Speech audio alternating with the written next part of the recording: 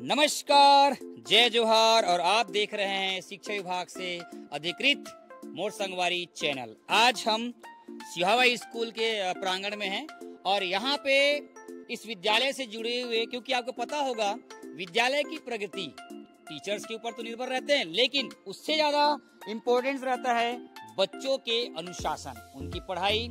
और इसी कड़ी में मैं आज बात करूंगा, इस विद्यालय के एक ऐसे होनहार छात्र हमारे बीच मौजूद है और उनसे जानेंगे कि क्यों विद्यालय उनका गुणगान करते हैं और क्यों वो खुद विद्यालय के लिए इतना अच्छा काम करते हैं और टीचर को गर्वान्वित महसूस करते हैं। हमारे बीच वो तरुण जी हैं, हमारे बीच मौजूद हैं, निषाद जी जो हैं। आइए तमाम वो चीजों को जानते हैं। सबसे पहले आप अपना नाम बताएंगे भाई। मेरा नाम तरुण कुमार निषाद है जी। मैं कक्षा 12वीं का छात्र। अभी संकाय कौन संकाय है? कृषि संकाय। चलिए, जैसे ही मैंने माइक को पकड़ा, बताया जाता है कि इनसे साझा करेंगे, संवाद करेंगे।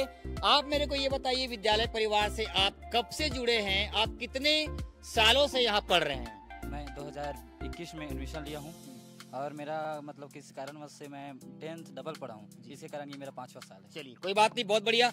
अच्छा, ये बताइए आदरणीय बंधु जी मेरे को, इस विद्यालय में सबसे अनुशासित छात्र के रूप में आपको जानते हैं, आपकी कार्यशैली पर है ना, और टीचर को है ना, टीचर्स के प्रति जो आपका जो समर्पण का जो भाव है वो किसी से छुपा नहीं है। सारे टीचर्स गुणगान करते हैं। आपने विद्यालय को अपना पढ़ाई के साथ साथ, पढ़ाई के अलावा आपने अपने काम के जरिए, अपने नित्य काम के जरिए जो है विद्यालय परिवार में अपनी अहम भूमिका निभाई है। तो इसी कड़ी में कहना चाहूंगा, क्या ऐसे आपके मन में फीलिंग्स आती है कि कुछ कर दिखाना है स्कूल के लिए, टीचर्स के लिए? इसके बारे में बताएंगे जी। विद्यालय हमारा मंदिर के समान है ना, और हम यहीं से शिक्षा प्राप्त करते हैं और हमारे विद्यालय के प्रति हम मतलब कार्य करने की जो है, पहले हमारा विद्यालय हमको शिक्षा देते हैं, तो उस मंदिर को हम स्वच्छता बनाए रखने के लिए और उसको प्रगति प्रदान करने हैं, जिससे और आने वाले बच्चे लोग का भविष्य सुधर सके और सीख सके। सबसे बड़ी बात है। अच्छा, विद्यालय पक्ष में आप बताइए, विद्यालय के लिए आप 2 लाइन जो काफी अच्छा लगता हो आपको। विद्यालय के लिए तो मैं सबसे पहले बात यह कहना चाहूँगा कि अभी मैं 5 साल से यहाँ पर पढ़ रहा हूँ। 5 साल में अभी जो हमारे प्राचार्य है SR साहू सर, उनके द्वारा मतलब ये वृक्षारोपण किया गया है, जो हमारे लिए बहुत बड़ी उपलब्धि की बात है, क्योंकि प्रकृति जो हम हवा लेते हैं उसका अभी कितना जरूरत है। और हमारे देश के यशस्वी प्रधानमंत्री नरेंद्र मोदी जी कहते हैं, अभी ट्रेंड चल रहा है, एक पेड़ माँ के नाम। जी हाँ, जो कि एक ट्रेंड बना हुआ है और इसके तहत आपके विद्यालय में, सभी विद्यालय में काम हो रहा है। क्या एक पेड़ माँ के नाम, इस ट्रेंड के अंदर में आपने विद्यालय में या विद्यालय परिवार ने वृक्षारोपण का कार्य किया है? किया है तो कब किया, कैसे किया? अभी कलेक्टर के द्वारा अभी महोत्सव चलाया जा रहा था एक पेड़ माँ के नाम से, उसी के तहत हमारे आदरणीय प्राचार्य सर के द्वारा यहाँ 100 से अधिक पेड़ लगाए गए हैं, जिसका हम लोग ने संकल्प लिया है कि सभी पेड़ का हम मतलब संरक्षण करेंगे। उसके लिए ट्री गार्ड की व्यवस्था की है हमारे प्राचार्य सर ने, जिसके लिए सभी शिक्षकों के द्वारा सहयोग प्रदान किया। क्योंकि एक तरफ जो है हसदेव के पेड़ को काट कर जो है आप देखे काटा जा रहा था, सोशल मीडिया के माध्यम से आप देखे होंगे, है ना। और इस साल तो आपने देखे भी होंगे कि टेम्परेचर हाई डेंसिटी में था। और कहीं न कहीं हमें लगता है कि जो विद्यालय परिवार में जो इको क्लब्स है और बहुत सारे ऐसे मतलब योजनाएं चलाए जाते हैं वृक्षारोपण को लेकर या हरियाली को लेकर, अमूनता मुझे लगता है कि इस पर पहल करना चाहिए।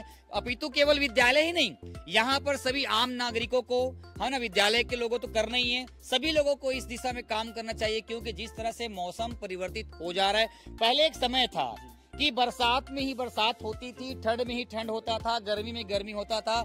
आजकल तो ऐसा हो गया है कि हर मौसम ऐसा लगता है कि बरसात है या गर्मी है, कब पानी गिर जाए, कब आंधी तूफान आ जाए। और अभी आप खुद देख सकते हो कितना हीट है ना। तो इस तरह से बहुत अपनी अच्छी बातों को आपने रखा। अच्छा, ये बताइए, और आपके पढ़ाई के दौरान ऐसा कोई ऐसा टीचर्स जिनकी बातों को सुनकर एकदम चिंगारी आग लग जाता होगा आपके अंदर में, कुछ करना है, कुछ कर दिखाना है, पेरेंट्स के लिए, टीचर के लिए, अपने लिए? नाम बताइए।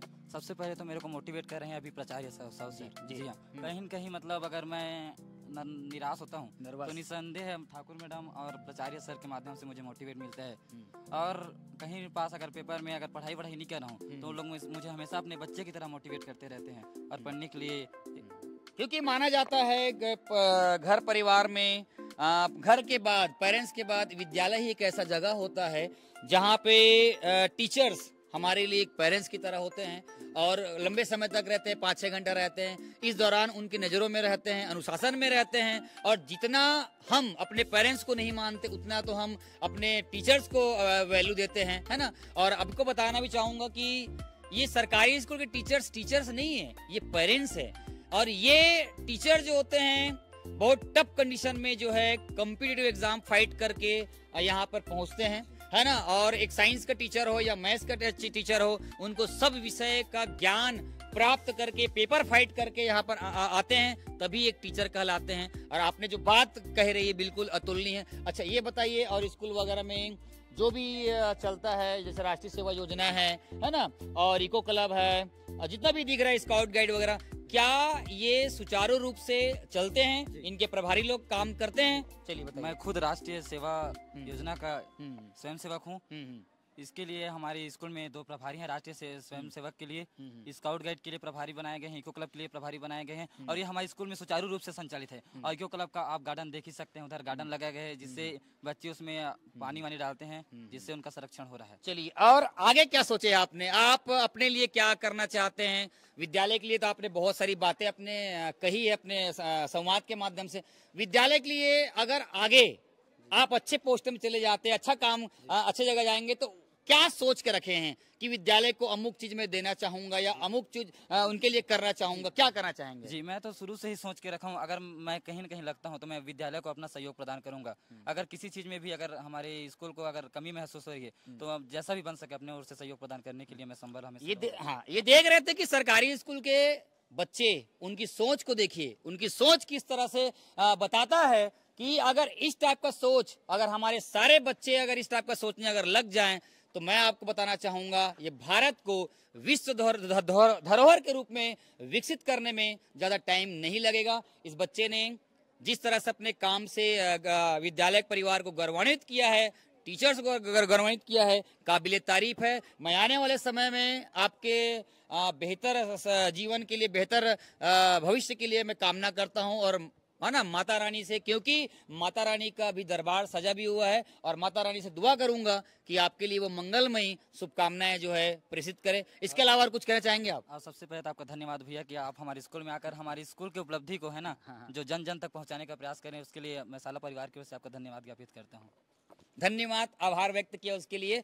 और तरुण जी, मैं चाहूंगा कि आपके पथक्रमों पे आपके विद्यालय के बच्चे जो हैं आगे बढ़ें, है ना, और जिस तरह से आपने जो संदेश दिया है ना। अच्छा ये बताइए, और आप जूनियर्स को क्या संदेश देना चाहिए? अभी बहुत सारे हमारे भाई बहन यहाँ पर विद्यालय में है ना, उनके लिए आप क्या संदेश देना चाहेंगे? जैसे कि हम सब मिलकर के कार्य कर रहे हैं ना, मैं चाहूंगा कि स्कूल के हित में आपसे जैसा ही बन सके आप करें, है ना। पढ़ाई तो स्कूल में करना है, साथ ही साथ पढ़ाई के साथ साथ सामाजिक शिक्षा को भी ग्रहण करके स्कूल को एक दिशा प्रदान करना है। उस दिशा में कार्य करने के लिए मैं अक्सर लोग सोचते हैं कि बड़े बड़े स्कूल में पढ़ा के, बच्चे लोग को पढ़ा के एकदम अपने आप को एकदम गुणवान समझते हैं। उनके लिए क्या कहना चाहेंगे? भाई प्रतिभा, अभी मैंने कहा, प्रतिभा जो है कहीं पर से भी विकसित हो सकता है। नीम का एक बीज, चाहे उसको कहीं भी फेंक दो, वो कहीं भी से विकसित होकर निकल सकता है, एक पेड़ का रूप ले सकता है। तो भाई यहाँ पर स्कूल की तुलना हम किसी से नहीं कर सकते, न बच्चे से नहीं कर सकते।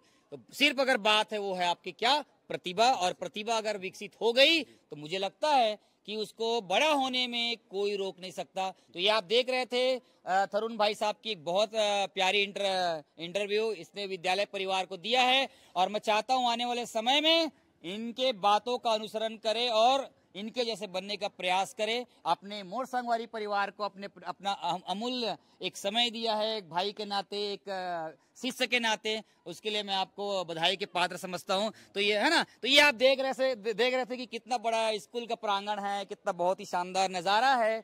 और मैं आपको बताना चाहूंगा कि वो प्रांगण में खड़ा हूं, मुझे अपने पुराने दिन की याद आ रहा है, क्योंकि मैं भी इस टाइप की स्कूल में प्रेसिडेंट रहा था 2005 में, जब मैं गवर्नमेंट हायर सेकेंडरी स्कूल अंडा में जब मैं प्रेसिडेंट था। तो इसी प्रकार की मेरी दायित्व होती थी, बच्चों को लेकर, अपने दोस्तों को लेकर, अपने टीचर्स को लेकर, अपने विद्यालय को लेकर। निश्चित रूप से आप देख सकते हैं कितना प्यारा सा विद्यालय का ग्राउंड है, और आप देख सकते हो वो मंच आपको दिखाई दे रहा होगा जहां पर लिखा हुआ है रंगमंच, दुनिया का एक ऐसा मंच, एक ऐसा रंगमंच जहां से बच्चे जो है विकसित होकर जो है हमारे टीचर्स को वो मुकाम दे जाते हैं, हमारे बच्चों को वो मुकाम दे जाते हैं, वो आयाम दे जाते हैं, जिसके कारण हमारा विद्यालय जो है विश्व धरोहर की श्रेणी में आता है और विद्यालय को हर लोग जो है नमन करता है। ऐसे इस विद्यालय को बनाने वाले जिस महापुरुष ने इस विद्यालय को बनाया होगा, मैं उनके प्रति श्रद्धा समर्पित करता हूं। और आदरणीय हमारे भी जो नाम लिखा हो विशंबर सिंह पटेल जी, वो जहां कहीं भी हों, मेरी आवाज अगर सुन रहे होंगे तो मैं उनको भी धन्यवाद देना चाहूंगा कि आपके नाम पर और इस जगह पर विद्यालय जो बनी हुई है और काबिले तारीफ है। और हमारे यहाँ पे भैया बहन पढ़ रहे हैं, देख रहे हैं, इन बातों को लेकर हमने आपको बताया। तो मिलते हैं आने वाले संवाद में। हमारे और बहुत सारे बच्चे इंतजार कर रहे हैं, उनसे बात करेंगे। तो बने रहिए, मोर संगवारी तुहर द्वार।